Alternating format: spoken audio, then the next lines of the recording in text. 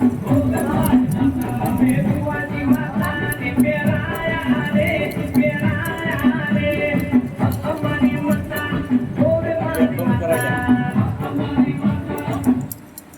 મેલડી, અમે તારા પારકા નહીં લેતા, બરોબર?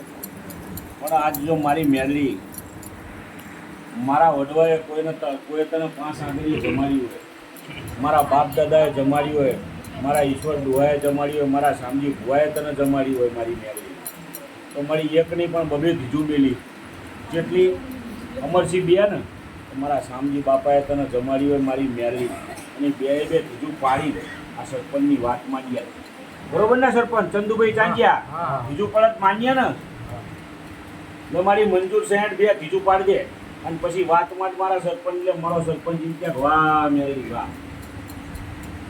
અને મારી કુંવાસીએ કદર મેળવી મારી રામને લઈને ઉતરાય.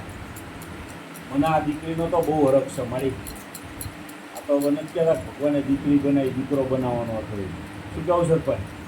તારો દીકરો આવત ને તો તારો ભેડો પાર થઈ ગયો. તારો ભવ્ય દીકરા અધ્યાયને વટી જાય એવો દીકરી કાર્ય. બોલ મારી મેળવી ઢીજ પાડીને વાત માંડજો. પ્યાલા રામ ભેગી થશે તો મારા શામજી બાપાએ 5 આંગળીએ જમાડી મારી 2 ત્રીજું મેલી, એક નહીં, અને 2 પાડ દે.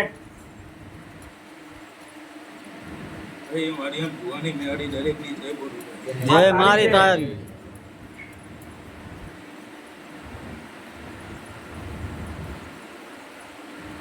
અમારા નાતો પાડ કે મેલડી હાચું હે મારી મેલડી તારી જય હો.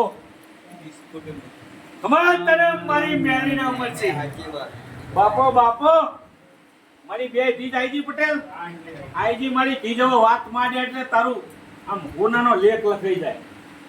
ત્યાં પ્રમાણ આવી દીધું મારી મેલડી.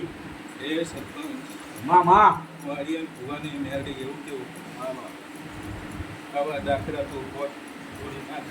પણ તારો મામો કે મેળી ઉતરે તો મને મેળીને ફટકે છે ભાઈ.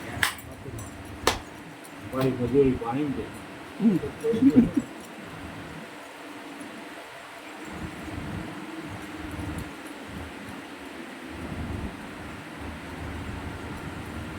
મેં આર્યન ભુવાની મેળીએ મામાનું મેળીનું નાખું બતાવ્યું છે ભાઈ. એટલે રૂપમાનું નાખું ના બતાવું તો મારું નામ મેળવી નહીં. માતાના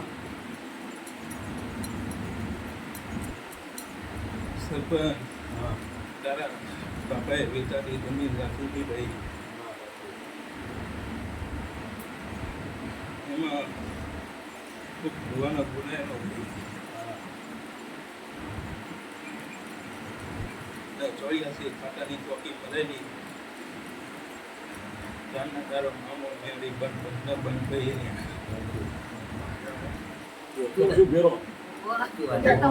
હાચું મારી મેલડી હાચું. આ મનસુખ ઘેરો હતો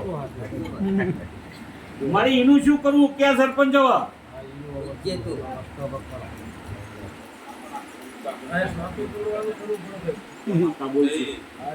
ચોકી છૂટી કરાવો.